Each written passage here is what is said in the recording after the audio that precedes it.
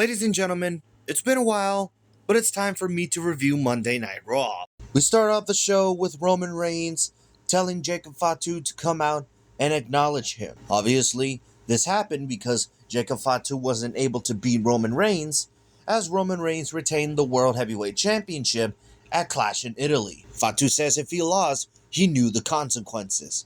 So, what Jacob Fatu said, I acknowledge you.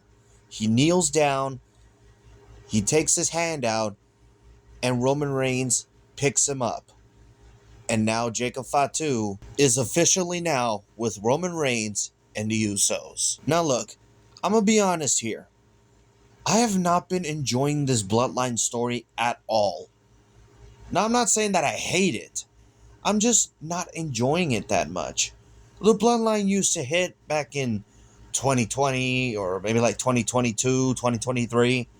It just hasn't been the same ever since WrestleMania 40. So now that Jacob Fatu is aligned with Roman Reigns, what's going to happen now? Roman Reigns is the World Heavyweight Champion. Are they going to have Jacob Fatu win the Intercontinental Championship and then have the Usos win the Tag Team Champions so that they can hold all the gold once again? That's probably the case if that's what they want to do. So now I want to move on from that to the King and Queen of the Ring tournaments. Now before I go over the matches, I actually want to show you guys the bracket. Let's first take a look at the King of the Ring tournament. This looks great, doesn't it? But there's a problem here. Well, for me at least.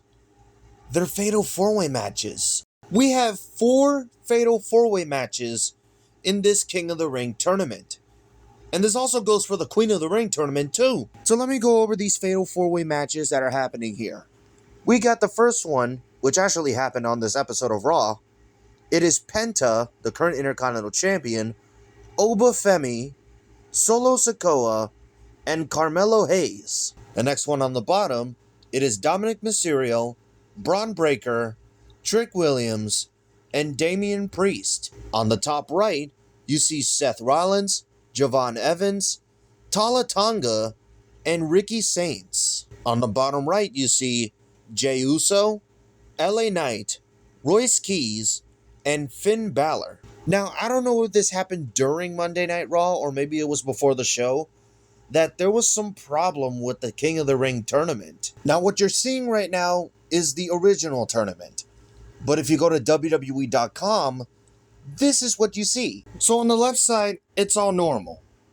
On the right side, it's quite different. Tala Tonga and Ricky Saints are replaced with Sami Zayn and Drew McIntyre. Now, when I was watching Monday Night Raw, they were going over the matches that are happening next week and whatever's happening next week. It turns out that the original Fatal 4-Way, which was Seth Rollins, Javon Evans, Tala Tonga, and Ricky Saints, is still happening. So then, what was this? I mean, was this the original plan? Or did they just made a mistake? If this was the original plan for the King of the Ring tournament, then this is pretty cool. To have Sami Zayn, well, he's kind of boring. Well, not really, he's kind of entertaining. And Drew McIntyre, who we haven't seen since WrestleMania, this would have looked great. Unfortunately, Drew McIntyre's not there because he's filming a movie. And Sami Zayn, he's just there. Anyways, the first match of the King of the Ring tournament was Penta, Oba Femi, Solo Sikoa, and Carmelo Hayes. So Solo Sikoa and Tala Tonga were teaming up against Oba Femi. They sent him over the barricade. Meanwhile, Carmelo Hayes and Penta, they were having a great encounter. All of a sudden, Oba Femi stands up and he starts getting back into the match, takes out Tala Tonga, he takes out Solo Sikoa, he takes out Penta, and then Carmelo Hayes. Oba picks up Solo and he does his fall from grace finishing move. 1, 2, 3, and Oba Femi advances to the semifinals of the King of the Ring tournament. Maybe the Fatal 4-Way concept is not really bad after all when it comes to these tournaments. Now, we go from the King of the Ring tournament to the Queen of the Ring tournament. Let me show you the bracket real quick.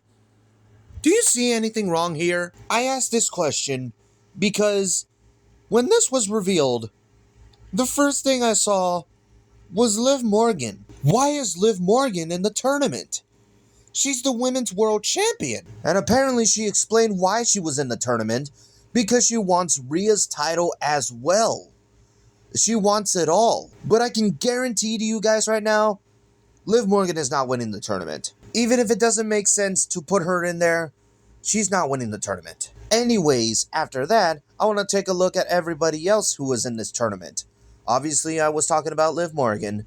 Then we got Becky Lynch, Alexa Bliss, and Chelsea Green. And obviously, once again, like I said earlier, these are fatal 4-way matches. The next one on the bottom left is Sol Ruka, who won the Women's Intercontinental Championship, by the way, Lyra Valkyria, Charlotte Flair, and Jade Cargill. On the upper right, you see the match that actually happened on Monday Night Raw. Roxanne Perez, Io Sky, Julia, and Lash Legend. And then on the bottom right, it's Bayley, Raquel Rodriguez, JC Jane, and Kiana James. Now, I already talked about Liv Morgan being in there, doesn't make any sense, but outside of that, these are all great names. The first match of the tournament, which I mentioned earlier, was Roxanne Perez, Io Sky, Julia, and Lash Legend. And how ironic that they're doing this in Italy, because if you guys didn't know, Julia is actually half Italian.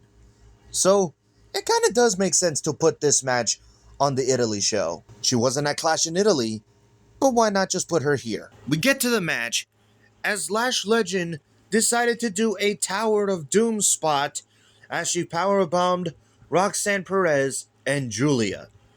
She gave them both a lash extension. She was going to pin Julia, but Io Sky, who was already at the top rope, does a double stomp. You know, kind of how like Finn Balor does it. She does the over the moonsault onto Julia. 1, 2, 3, and Io Sky moves on to the semifinals of the Queen of the Ring tournament. Now, I know people are probably going to be upset that Julia didn't win here, but SmackDown is also in Italy as well. Bologna, Italy, this Friday. We move away from the tournaments to the big main event. It is Seth Rollins versus Bron Breakker as they have their rematch from Backlash. Now, this was a really good match, and I enjoyed it way better than their match at Backlash. So obviously, I want to go to the end here. So they're outside of the ring. There's two announce tables. There's the English one and there's the Italian one. Seth is on the English commentary table, and Bron Breakker is about to spear this dude through the table. Once he was going to go for the spear, Rollins counters and does a pedigree mid-move, by the way. They both crash into the announce table, but Seth Rollins looked like he was hurt right after it. They both get back in the ring. Rollins was ready to do a curb stomp, but then here come the shenanigans. Once again, Austin Theory gets involved, but then he gets taken out. Rollins is back in control, but then Paul Heyman steps up into the ring apron to distract the referee, which leads to Austin Theory hitting Seth Rollins with the championship belt and hopefully to make Bron Breakker get the victory here. But the plan backfires as Montez Ford of the Street Profits makes an appearance and takes out Austin Theory. But the celebration didn't last long as Bron Breakker cuts him in half. Breakker was getting back into the match, but then he gets super kicked by Seth Rollins. Rollins does the curb stomp, and Bron Breakker gets close to the ropes so that the Walrus himself, Paul Heyman, could get himself involved. Rollins pins Breakker, 1, 2, but then Paul Heyman grabs Bron Breakker's foot and puts it on the bottom rope. Rollins knew that Paul Heyman was going to get involved. Rollins goes towards Heyman as they're heading towards the timekeeper's area. And while all of this is happening, Bron Breakker is running around the ring and he's about to cut Seth in half. But Seth gets out of the way and Bron Breakker spears Paul Heyman into the barricade.